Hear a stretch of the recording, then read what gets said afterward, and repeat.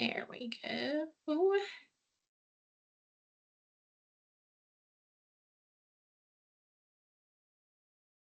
This up.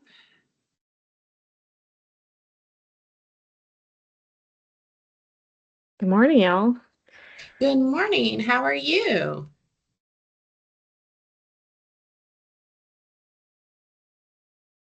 All right.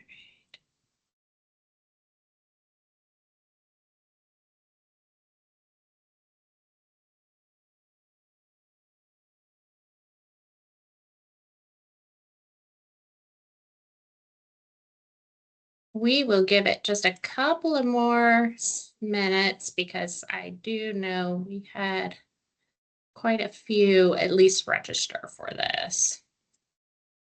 Yeah,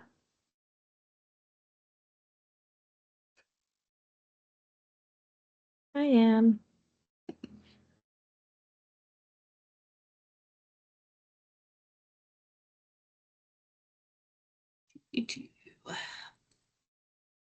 And then for myself here, I'm guessing, so you all can use the chat, which is good. I'm guessing, can you all mute and unmute as well? Or is that, just want to make sure that Yes. that's a function that you have, because I've got questions for you and I want to, I want to talk to you if that's possible.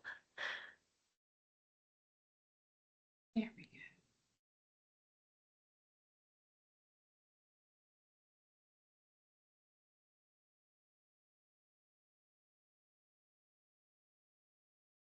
Ian, can you unmute yourself or not? Oh, okay. Brandy said does not have the ability to unmute. Okay. And I guess we could always use the chat, but it's always nice to hear your voices. Yes.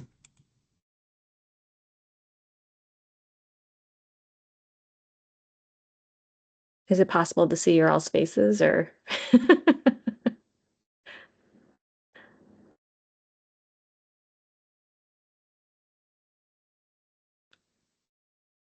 Oh, yay.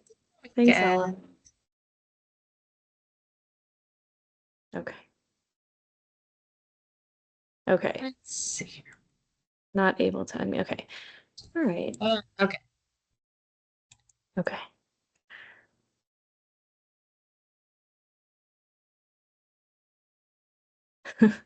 Yes, hello.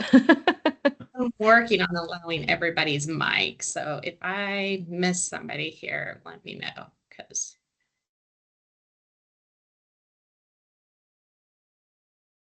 good morning. Oh, Good yay. morning. Because we're gonna, even with like oh, yay. Okay, awesome. Thank you all. I appreciate that. And thanks, Ella. If you're comfortable being on camera, I'd love that as well. It sometimes can be a little bit hard to talk to just letters, but I appreciate you all being here.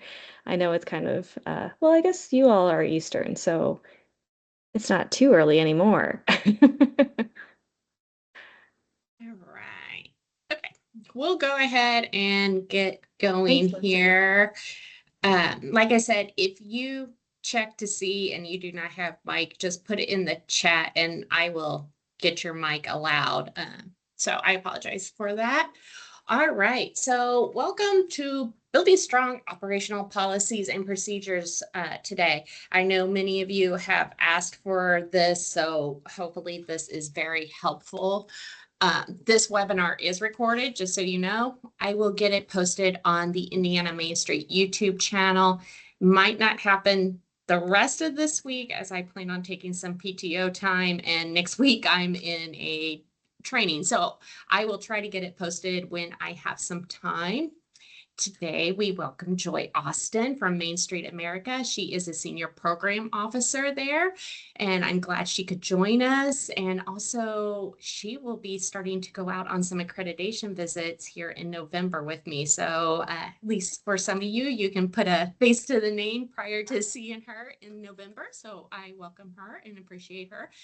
Within Main Street America, Joy supports communities across the country in strengthening their entrepreneurial ecosystems and implementing the Main Street approach. With With experience as both a small business owner and an economic development professional, Joy brings a practical, on the ground perspective to helping local programs build economic vitality through business retention and expansion, strategic planning, and community engagement. So I want to welcome her. And then Joy did say, just in case you missed it, that there will be times for some questions and answers throughout the webinar. So please be ready. Also, if you have your camera capable and can turn that on, it's nicer to talk to people's faces than letters. So please feel free to turn on your camera. And if you have a question or anything and your mic does not work, just send it in the chat here and I will get your mic working, hopefully. So thank you, Joy, and go right ahead. Awesome.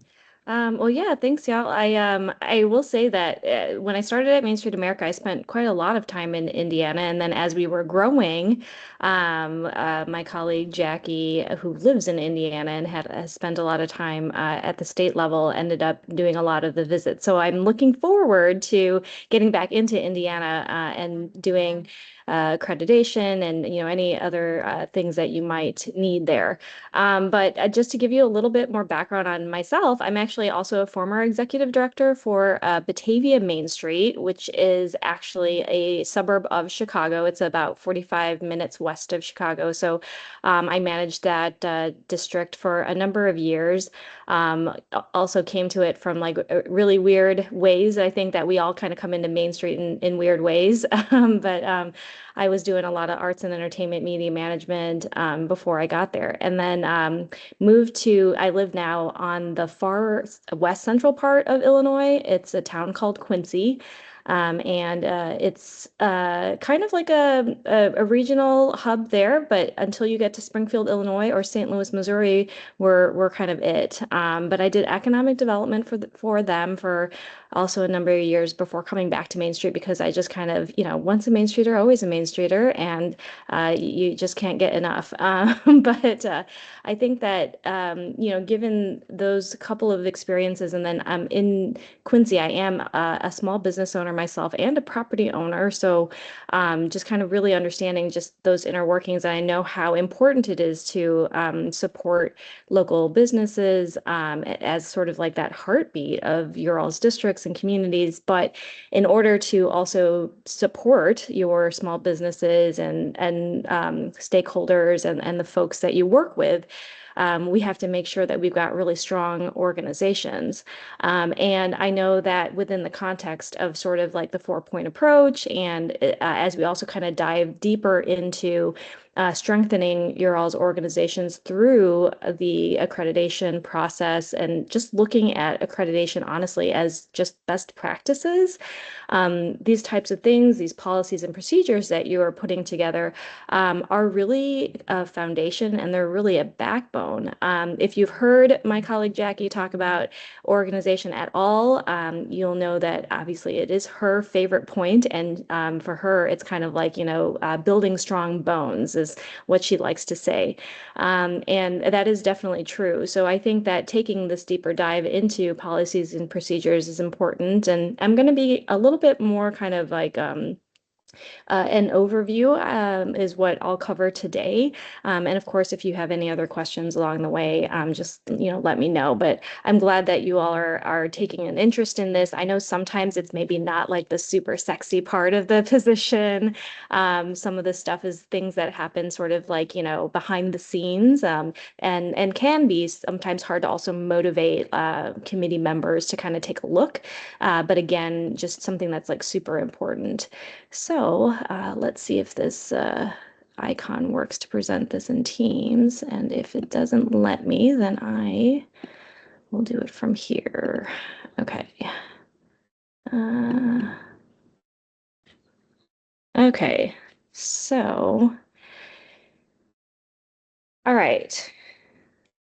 So I kind of wanted to get to know you all just a little bit if possible. Whether you can put this in the chat or if you can just take yourself off mute really quick, and you might have to help me, Teresa, on like, because I just can't see everybody now. But you don't have to answer all of these questions, but at least maybe your name in the community. And if you'd like to answer any of the questions, feel free. So, um, whoever, maybe Kim, I guess, is at top. I can kind of see some people, but not everybody. Hi, how are you all? Doing well. Can you hear me okay? Yeah, yeah. Okay, thanks for letting me join today. My name is Kim Tremaine. I'm with Civista Bank. I am with Lawrenceburg Main Street. I'm the treasurer for Lawrenceburg Main Street, taking on my second term.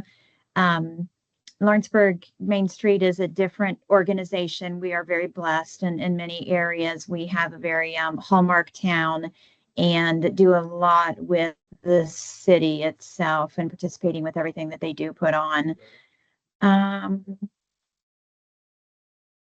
That's what that's has good, been, Kim. Yeah. is that good? Okay, great. Oh yeah, no, yeah, you don't have to answer. Yeah, if whatever you feel like. Okay, And thank you. I've popped up the window so I can see at least names. So Anne, what about yourself? Where are you from and kind of what hat are you wearing?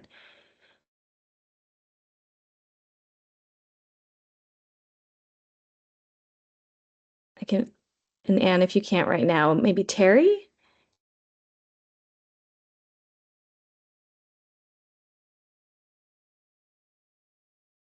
Okay. I'll go to Brandy. Oh, Anne, go ahead. You took yourself off mute. I did. I'm sorry. I am Oh, it's under the okay. weather, It's so okay. I'll try to get this out. No worries. I am from Auburn. I'm the executive director. Is that what you're wanting me to answer the question? Just kind of curious. Like, I'd like to know Yeah. kind of who's in the room. Our population's just under 14,000, Okay. and we have a really fun Halloween that we do with our downtown Auburn Business Association, our DABA group. We have a huge downtown trick or treat on on Halloween every year before the citywide Halloween trick or treat. So ours goes from 4 to 6 downtown, and it is massive. I think it's a really safe way for kids to come and trick or treat during the daylight. It's from 4 to 6, so it's a lot of fun. Yeah, Um, I love that. and what excites me about my work is being impactful, like try making a difference in our community. And it is over time. It's a long game for sure. I've come to realize that the longer I'm in Main Street. So Yeah, it's not something that happens overnight, but it does have a huge impact over time. So absolutely. Thanks, anyway, Anne. thank you. Yeah, I'll go to Michael if you can.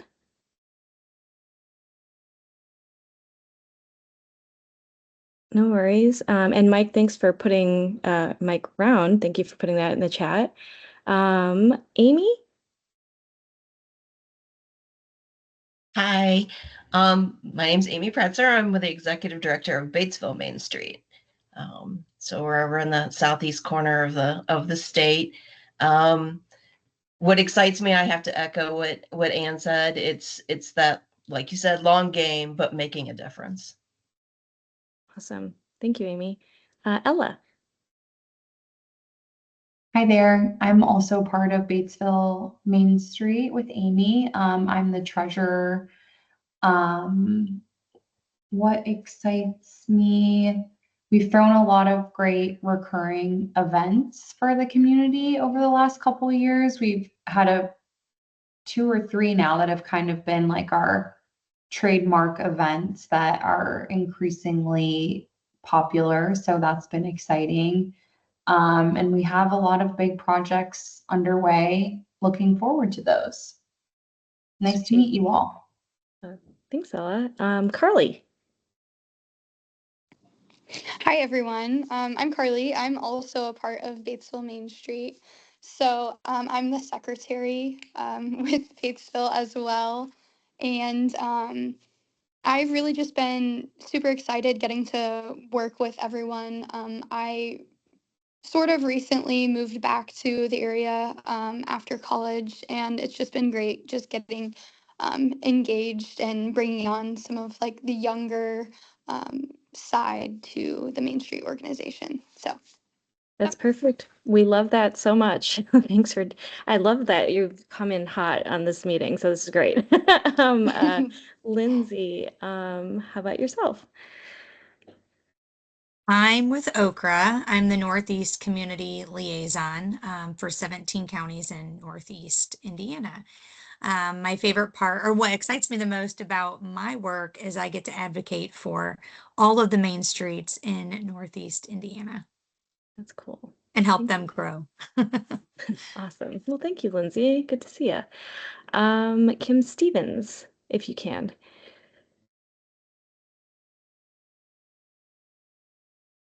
If not, that's all good. And then Kelly, I know you were typing in the chat, so I don't know if you're able to.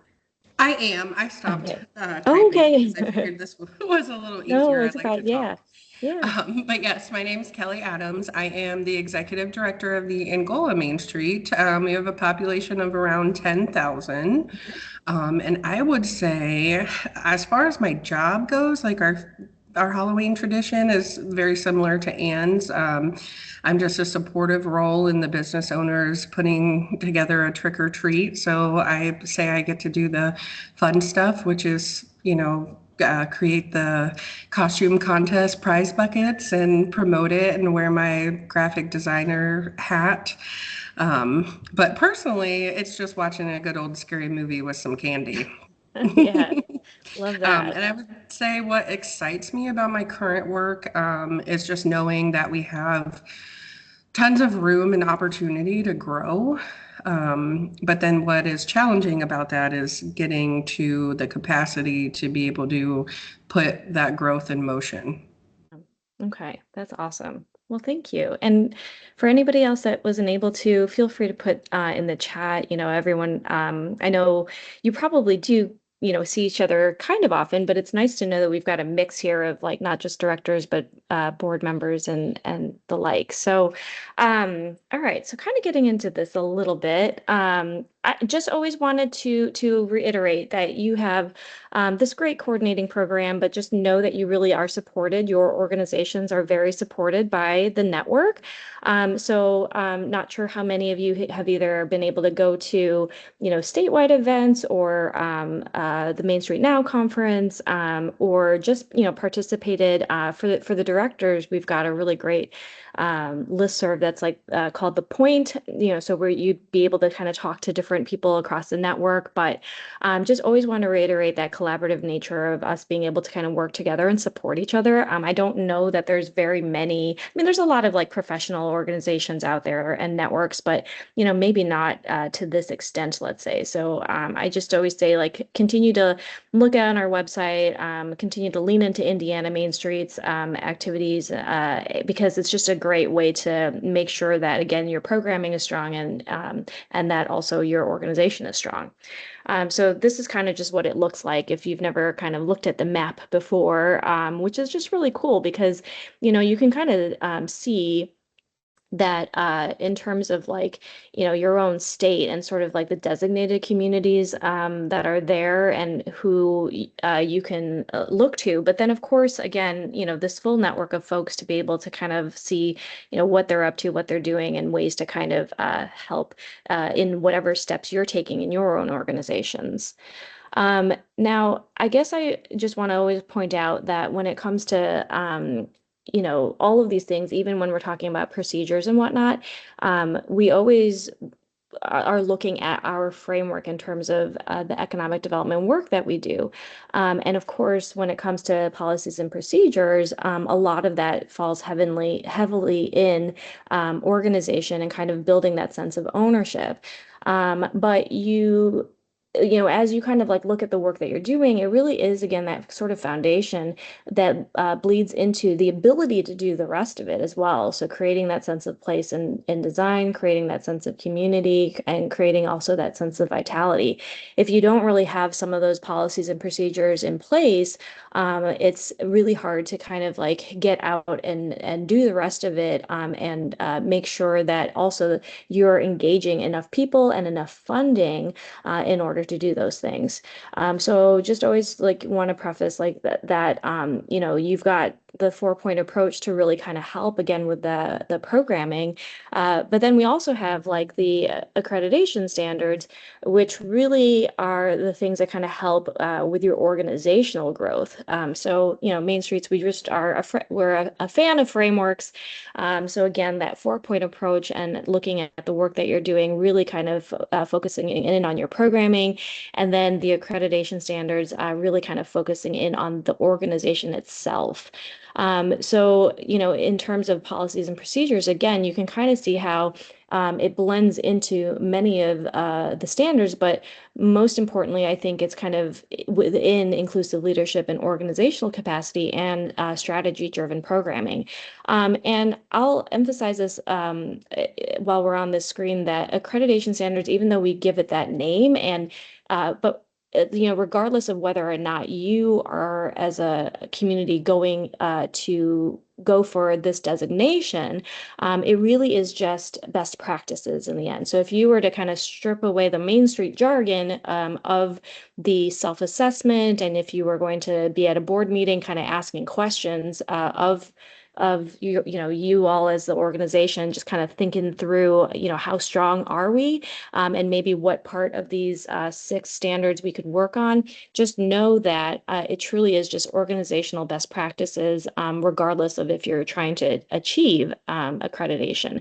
And so when you're looking at reviewing any of your policies, procedures, and the way that you do business, you can kind of see that a lot of it, again, leans heavily into that inclusive leadership and organizational capacity, as well as that programming and how you're really deriving strategy from what you're doing.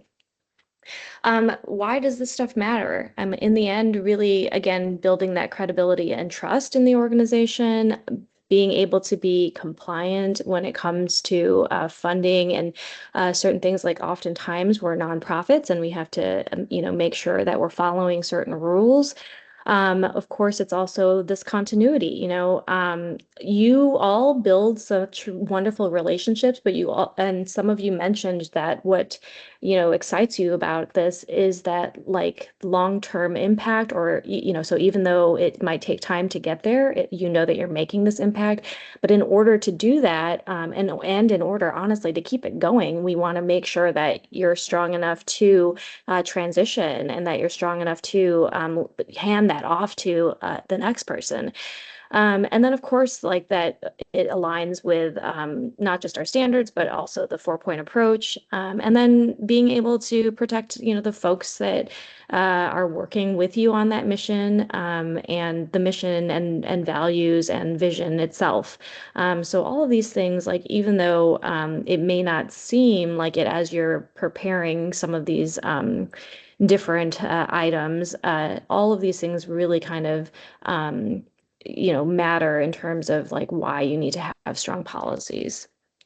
So you don't have to answer these questions necessarily, you know, right now, but just something to also just think about. But if you wanted to put something in the chat, I think that might also be helpful. But if, you know, just think about it. If your executive director or board president or whomever is kind of like, you know, leading the charge for your economic development practices, steps away, you know, what are some of those things or policies that, you know, would ensure that your program would keep running smoothly? So, you know, what are some of those things that might live inside someone's brain? What are some of those things that just haven't quite been written down? What are some of those things that maybe are implied, but you haven't really made it super explicit? Those are the types of questions like to ask yourselves, because I feel like, you know, we all build such wonderful relationships with partners, but sometimes it's just that, it's those relationships that keep things going. So really thinking about how do we codify some of these things so that if I'm to step away, or if somebody steps away, especially with relationships with other organizations or your municipality, are we making sure that, you know, those types of things that have happened within those relationships are maintained? And then just to kind of think through some things here. These are just some tangible items to maybe like consider, how often do we look at these things? How are they created also in the first place? We all probably have our bylaws, but we might not have a board handbook, or we might not have considered compiling, various things that we have into that handbook. Maybe it's about roles and descriptions, and that's not just for staff, but it could also be for board members and even volunteer chairs. Also, what about those economic transformation strategies or your work plans? Like, what are some of those things that we definitely have to have? And the stuff that I had like starred there, those also happen to be templates that we have in the online platform, in which you would be uploading information into that accreditation platform. So just know that there's a couple of things that we've got there as templates, but of course, again, reaching out to each other, reaching out to the network, you can find a lot of examples of all of these things here. But, again, what are some of the systems that you might be using? Maybe there's something that you use as a CRM. Maybe there are specific ways that you kind of manage your calendar. Or, again, when you think about any type of transition, what do you have on files or records that you've mapped? So, this is not at all like a totally all-inclusive list of things, but definitely things to start thinking about in terms of like, have these been created already? And how often do we review it to update it? And do we even have that sort of listed as even like its own policy or procedure, that annually we're at least making sure that there's nothing that needs to be, updated? And, when do I give myself the time to do those things? So just kind of thinking about like, if you don't have some of these things, I won't kind of go through all of this, but while you're looking at bylaws, if that's something that you had to create or that you had to update, asking questions about its purpose and its alignment, making sure that you do have essential elements that are required, especially if you're a nonprofit organization. And then, of course, that you have this ability to make changes, because as people change, as the way that you run some of your programming changes, you want to be able to kind of be able to update and keep them relevant, and just make sure that it's something that really helps with effective organizations. And then, of course, that you're compliant with a lot of other things that might be happening from, a federal or a state level, that you might need to consider. So just things to kind of think about as you are creating bylaws or as you are updating them. Some other things when it comes to the financing bit, and making sure that you've got what you need. Again, are some of the policies that you're creating effective for budgeting? How often are these things reviewed at the board level, or changed in terms of, again, how you look at budgeting? Are they coming also from, let's say, your work plans? Are your work plans helping to inform your budget? Being able to be very transparent about things, or if, let's say, volunteers start handling money, what that might look like. And then, of course, strategies. I think this is another big part that we don't always think about, or always think about doing a work plan for, is being really strategic about that when we're thinking about a diversified budget. So kind of going back to, again, funding and the accreditation standards, if we're trying to grow our budget, how do we kind of look at the events, activities, sponsorships, grants, opportunities, relationship with our city, maybe going for county funding? What are some of these ways that we're looking at being able to secure those types of resources, but be very proactive about it? So having some kind of fund development plan is also very important to make sure that everything is pretty diverse. So,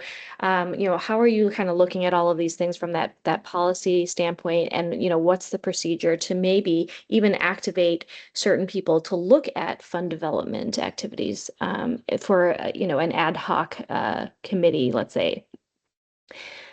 Some of the other things to kind of think about that maybe are not as required in terms of like an organization, but you may consider. How do you sort of put out there that your organization carries this culture of transparency? Again, things that might not be very explicitly said, but it's always implied. So how do we really, again, make it the norm? What is your decision-making process? Sometimes this also has to do with even things like crisis communication or taking a stand on certain things. Is that something that you can or can't do? Or what's sort of the process? How you decide to take on another project or build partnerships. Maybe it's about how you're bringing on your leadership. So we had some of you all were talking about bringing on younger people into the program. Was that intentional? Did you actually use like a matrix because you know that your demographics are changing? And again, we do have like a template of the beginnings of like a board matrix, for instance, but I think it's very handy to look at that from even a volunteer standpoint or your committee chair standpoint. Like, how do we make sure that we're really representing our population? And sometimes it's a lot easier to use a matrix for that. Also, again, I was talking about those relationships. So going back to kind of like those partner MOUs, it might sound like a little bit like, well, we don't want to be too formal, but sometimes it's really helpful to just kind of know, hey, this is how our organization aligns with yours and vice versa. And this is how we're helping each other out because we can help each other achieve common goals. And having them sort of just plainly written out can help again with especially transition policies or practices. So, if somebody is leaving or you're trying to do some succession planning, it can be a lot easier to like have something that is written in a partner in a MOU that says, oh, this is how we engage with that organization because we've built out this really wonderful relationship with them.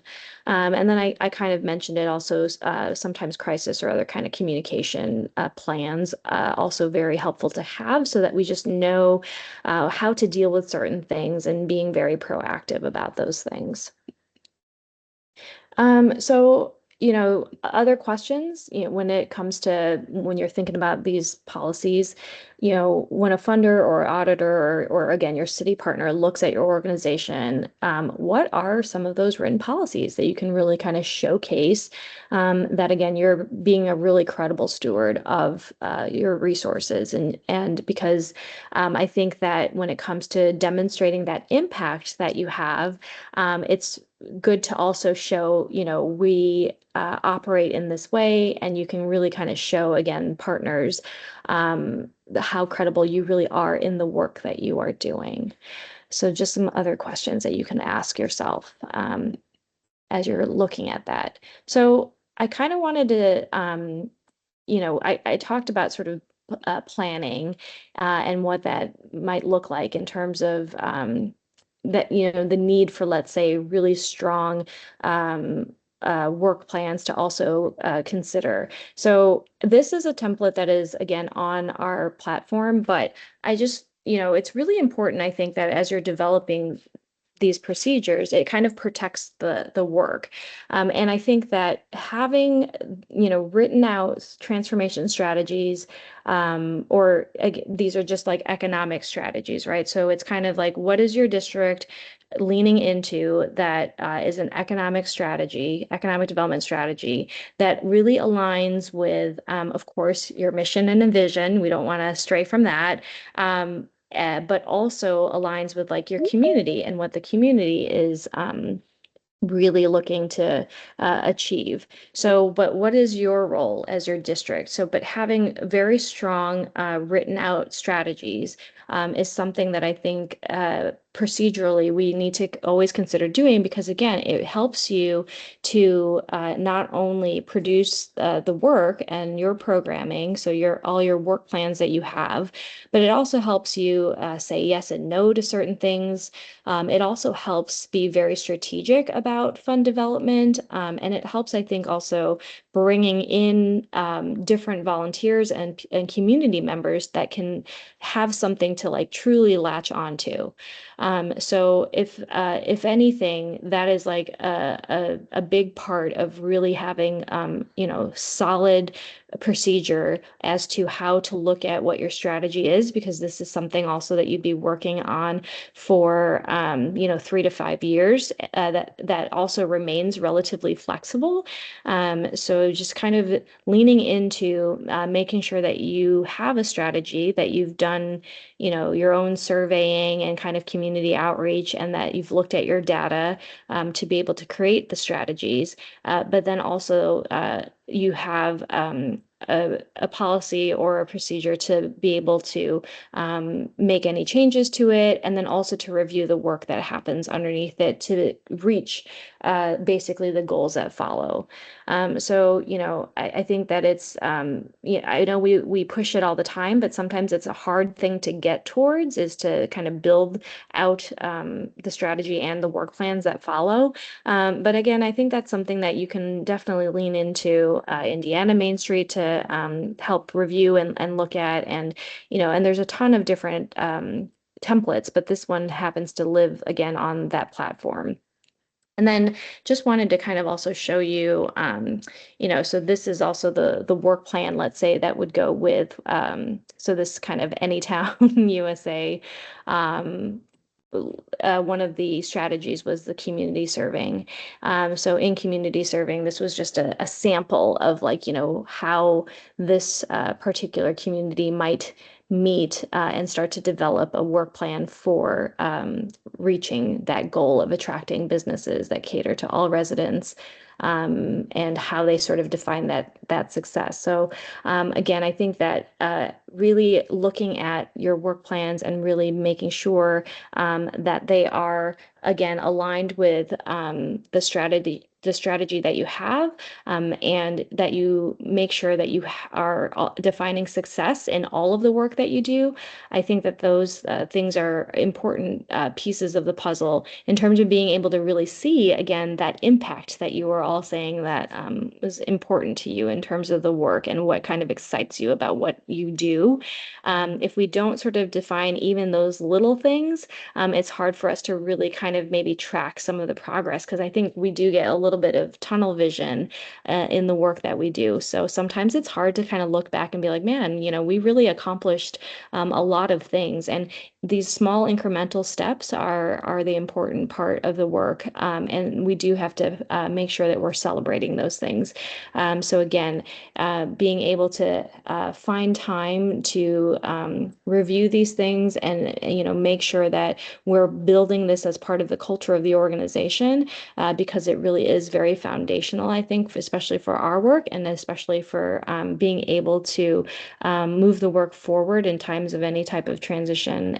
All of those things important in terms of knowing your strategy and then having strong work plans underneath. So I guess I wanted to kind of maybe ask this question of you all. Do your work plans sort of enforce or reinforce one another? Do they guide your the things that you do, or do they kind of sit on the sidelines? Anybody willing to kind of maybe think about that or answer in the chat? Do you feel like you've got pretty decent work plans, or is this something that you are working on? I'd love to kind of just hear from you really quick. Or is this? I'm Yeah. Brandy from Discovery Downtown Washington. I'm the executive director, and I just started in June. So jumping into where people already had everything going, the work plans have been really helpful for me to kind of go back and look and see what their goals were without having to, ask 10 million questions. And I'm looking forward to utilizing them more, even for even small tasks, just to break everything down for it to be seen. So I find them to be very useful. Thank you, Brandon. That's a fantastic perspective. And that is exactly what we're getting at, and how important those types of things are for sure. And Anne, I see you typing in the chat. But yeah, that's absolutely very helpful. So for those that might not have all of that in place, I think definitely take that as like a testament. And Anne, while you're typing, I'm gonna scooch on through, but I will get to your comment for sure. So just to kind of give you again a little bit of an overview of just some things that I feel are maybe some of the essentials, again, not necessarily like an all-inclusive list, but certainly like something to start with. Conflict of interest, definitely, I think important because again, we're trying to be really good stewards of potentially public funding. So making sure that we are clear with our board and with our partners about any type of conflict of interest that might pop up, and things to note if somebody might need to recuse themselves from voting on something, for instance. Just always nice to make sure that that's there. Things like a whistleblower, just so that it's like stated that there's not any type of like retaliation that might happen if somebody were to bring something up, so that they feel, safe to do so. And that, of course, there's maybe like, okay, how do I bring this up in my organization if something was going on, so that there's like a process and some kind of oversight. Especially those that are nonprofits, there are rules about accepting gifts. So, what that looks like, but sometimes we don't know what people might be, giving us. We've had Main Street organizations that have received, vehicles or real estate or, things of that nature. So how do you kind of accept those things, or how do you refuse them? Kindly ask the donor for something different. But also, again, how do we control certain things in terms of finances, two signatures on check policies, that kind of things, or again, credit card or debit card policies, also important to kind of like think about, or just how things are reimbursed. If you all are going to, a conference or taking time, how is it mileage, or is it, your plane tickets, or, how are those things kind of reimbursed to you in terms of like what does the organization kind of take care of? And then, of course, I think again, I can't stress the succession and transition planning enough, because I do think that, especially for strong organizations, this can be something that we overlook because we're so used to, again, having so many like great partnerships and relationships. But in the vacuum of like, one person sort of leaving, what happens with those relationships that you've built, or what happens to the board that has kind of really gelled together really nicely. How do we just make sure that some of these things are codified, and making sure that, of course, there are sort of these like immediate things that people should look at when you are hiring new staff or bringing on new volunteers. What are some of the things that we're training them, so that multiple people kind of know where to go to find things, etc. So just, really important to kind of think about it that way. When you have won the lottery and you have made that wonderful donation to the organization, but you're definitely, not going to necessarily be living in the community anymore, or you're taking a step back, or whatever that is, how do we make sure that things are in order for the next person? A couple other things when it comes to that transition planning and kind of continuity, you can kind of think about it this way, and maybe even think about your risk map. So that's really just, again, asking yourself, like, what's the list of sort of like mission critical things and functions, and how do I kind of get that list in order? Or think about it as your continuity kit. So again, what are some of those organizational like FAQs that you get asked on a daily basis or a monthly basis? how do we just make sure that, there are dates on the calendar for when I need to turn in a 990, or, make sure that the, Attorney General has its paperwork, or, what are some of those like organizational things, that we know we need to put out there, or when I have to apply for the, state grant, or the, the local community foundation is, providing funding or something like that. So there's all these different things that sometimes we might not know, coming into an organization, that need to really be kind of written down so that that next leader, that next person can take it on and sort of knows the process. Who are all the vendors that we work with? Or I like to, if any of you all are Parks and Recreation fans, I like to think about it as like, who's the group of people I need to bring that like 6-pack of beer to make sure that something gets done for an event or activity. And some of those little things, you might not know, what needs to be done in order to get, complete a task or something for a big event or activity.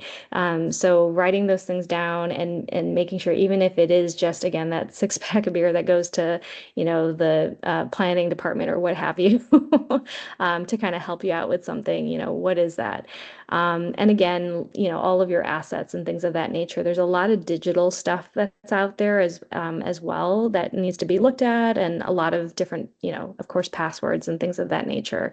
So some of those can be just like standard operating procedures, and other things like your work plans to obviously help again with new leadership or just new people kind of coming in.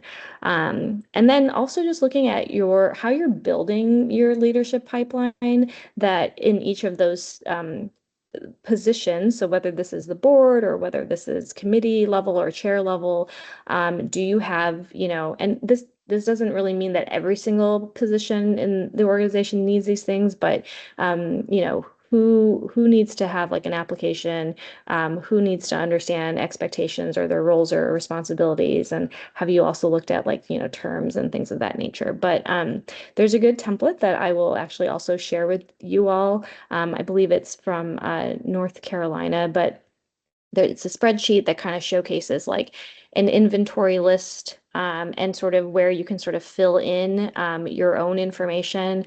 It also has like a tab that includes like all your financial information, facilities information, really important contact information, maybe it's insurance, etc. So it just kind of helps you maybe think through some of these things in terms of like that continuity and transition planning. So I'll provide that as well as this presentation so that you kind of can see that. And obviously it's easily editable, so you can add your own, because I think everyone's got a little bit of uniqueness to each of your organizations.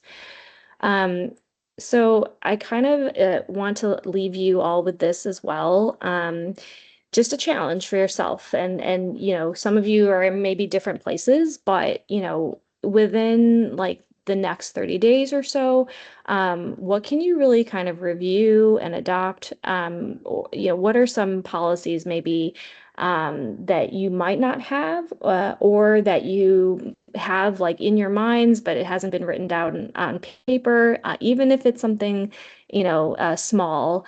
What are some policies that you might be able to review and adopt, and then bring that, to the board, at least to like review? Or maybe it's about that continuity kit. So what can some of those things include? Again, contacts or bylaws or other work plans, maybe it's honestly about the work plan thing, just making sure that you're converting something into a more detailed work plan so that a new person can really pick it up and hit the ground running. Maybe for the work plan, you just need to add some elements to it, like, making sure that front and center people can see how this plan is aligning with one of your transformation transition strategies. Or maybe it's about making sure that on that work plan, we're putting a section there that talks about a measurement of success, whatever that might be.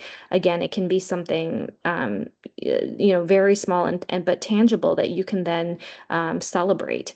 So we kind of think about some of those things to like make things just a little bit better. Even 1% gets you that much, further into success.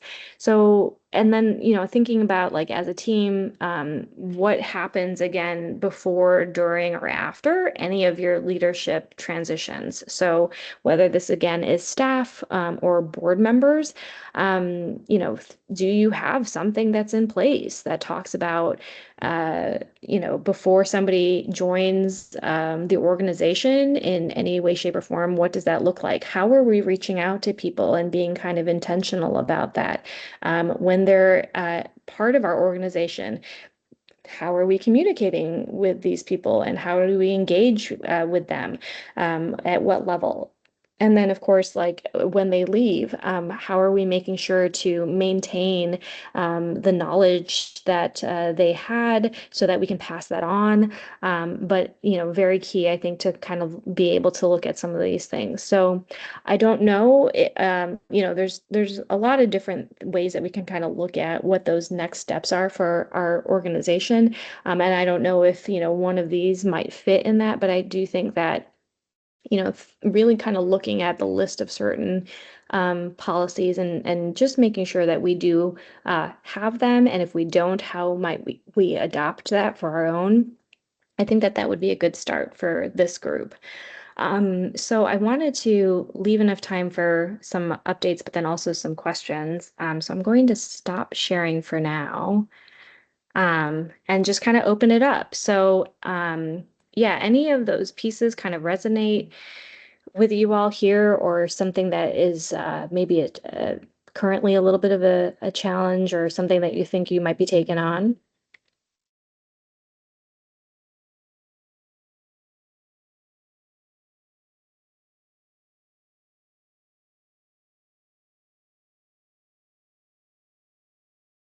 Kelly, go ahead. Okay, so I am a little new to my position, but not Main Street as a whole.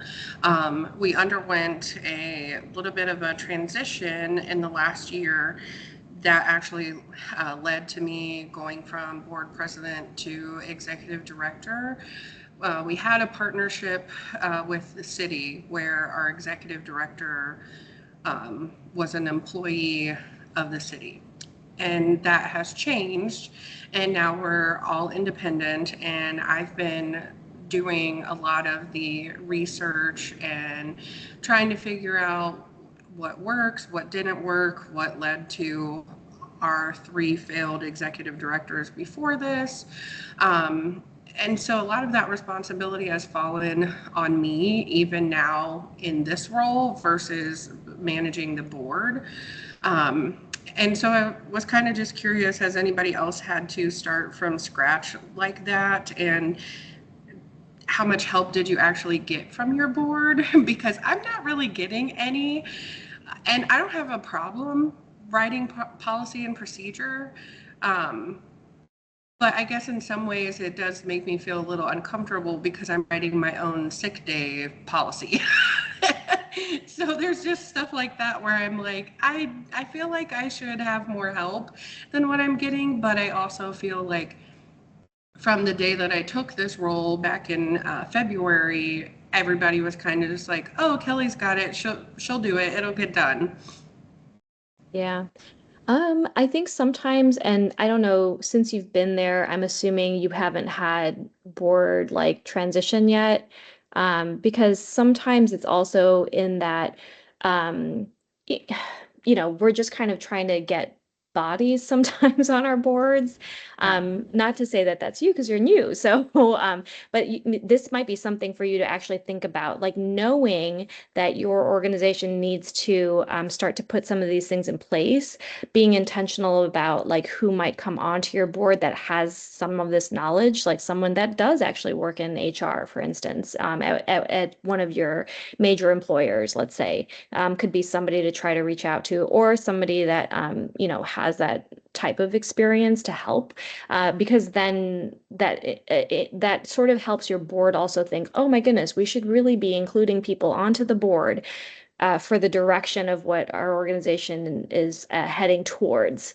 For instance, like organizations that are looking to do capital improvement projects, like maybe you need somebody that is a developer to sit on the board for that period of time, because you're going to be doing these improvements to space or purchasing a building or something to that effect. So how do we kind of look at that? So and yes, I mean, to some extent, it's definitely reaching out to board members, and maybe at this point, since they're not necessarily maybe experts in that field, maybe it's like, all right, well, you all have contacts, you all have, people that you know. So what I need right now as an executive director is for you to help me find a person to help me with this.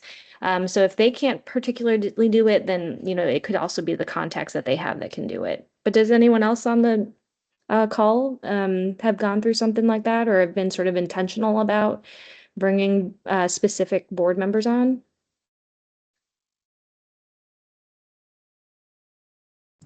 We did have a similar situation in the beginning of this year. Our director resigned at the end of last year, so we were in an interim there. We're fortunate that we had 3 employees with our Main Street, and one is very tenured, so she was able to continue on. And we actually had a past director, one of the originators, actually come back and assist and fill in while we were in the hiring process. So that helped a lot. But we did break down our board to different committees for the interviews. In our case, we do have to bring in the city. So we did have the different groups come in. And then we do have the ones also for the job performance and expectations, those kind of things. We do have different committees for those, if that's helpful. Yeah, definitely. Brandy?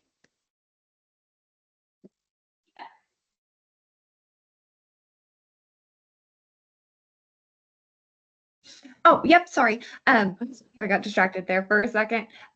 Talking about bringing on strategic people, I have a tendency to not be the most direct person sometimes.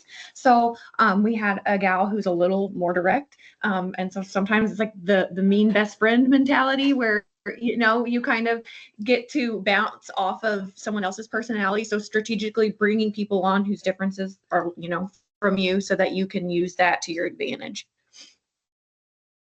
Yeah, that's definitely something. Sometimes you have to, and even with like the fun development part, right? It's like certain people are just better at talking to certain groups than others. Or if you, like, I live in a very big small town where everyone kind of knows everyone else. So you have to be kind of like strategic about who you place in front of folks for a lot of different asks, I think.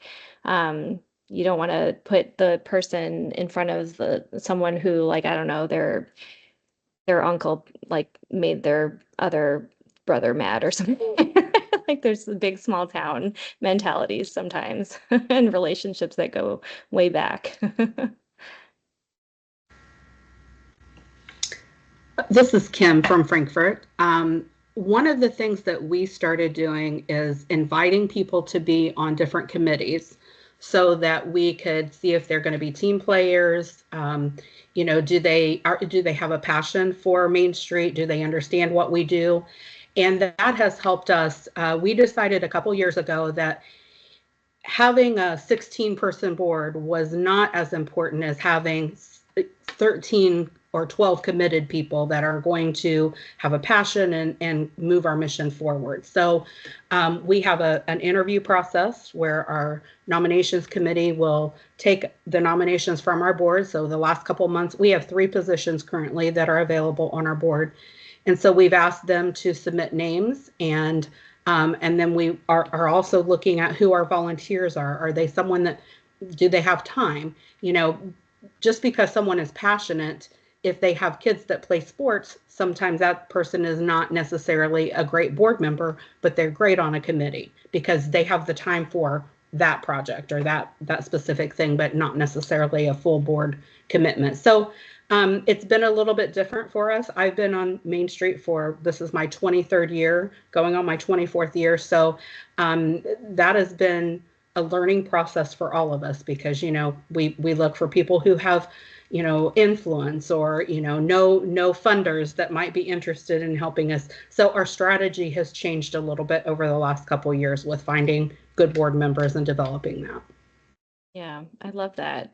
And I think we're going to be with you in November, I believe, right? At the end of November. Yes. Okay, Yeah. fantastic. Yes. So yeah, and that's absolutely, I think like with time, you sort of start to like understand also what your all's organizations need in terms of like that next thing. And don't think about it in terms of like, oh my goodness, I might not have all of these things in place. Like what's like the thing that you can work on this year? Like just choosing one thing. I think is a good first step because once you kind of have one part written out, sometimes you can also translate that, especially when it comes to like leadership pipeline development. Once you kind of have that written out, maybe for your board, you can then kind of use a lot of that information also for your committees or for your chairs, or how do you then, translate that into your other volunteers? Because I think that and we've all seen it, volunteerism these days, it's just changed. The way people like to give of their time is very different. And I think that being able to be proactive about it and very intentional about those asks, as Kim was saying, is important. And that then also goes back to those the work plans and like the why. I think people really love to understand what their impact is also on your organization, but then also on the community, which is why having those strategies and work plans are also important to be able to kind of tell that story.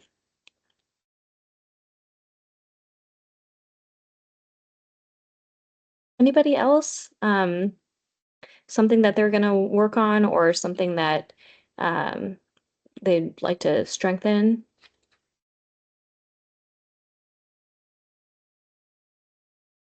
I guess we are at 10 too. So Teresa, if there's anything else, sorry, I didn't realize that. That's all right. Okay, just a couple of Indiana Main Street announcements, just so it is on your calendar. If you have your accreditation site visit, I've already done November's, so the kickoff is done for November, but anybody for December, January, or February, we're going to have a kickoff meeting. You can either join us October 31st at 11:30 or November 4th at 3 p.m. If you've lost that link, just email me and I will get that sent back over to you. Also on November 5th at 12 p.m., these are Eastern Standard Time zones, guys. So we're doing the executive director network call. Please bring your questions, comments, concerns, as this is not a led meeting. It is a network call for you guys to come up with things and discuss amongst yourself to get ideas, help strengthen your program. So on November 6th at 1:30, this is what I'm super excited about. We are having our 40th anniversary celebration at the State House at 1:30 on November 6th. Today is the last day, so make sure you guys RSVP so I know how much food I got to order.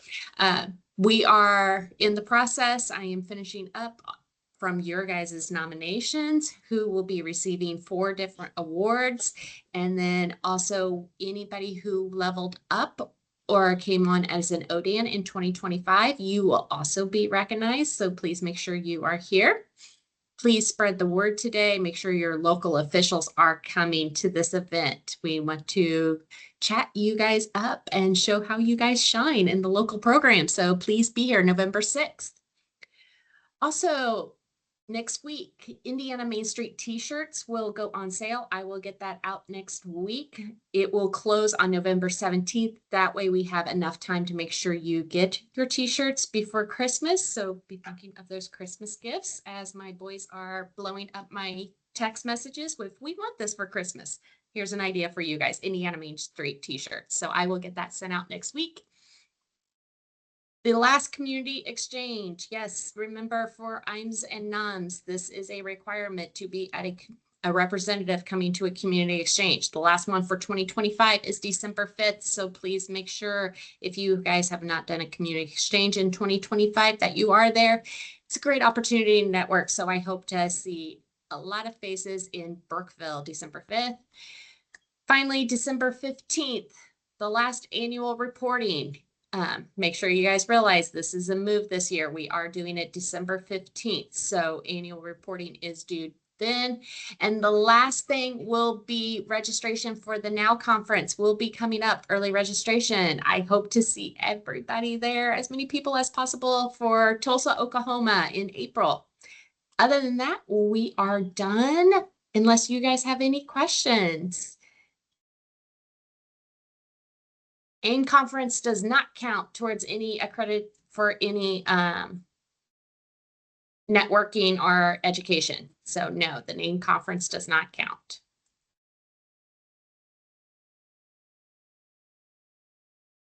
Anything else? All right. Well, thank you for joining us and we'll see you guys all soon. Thank you so much, Joy. Appreciate it. Yep. Thank you.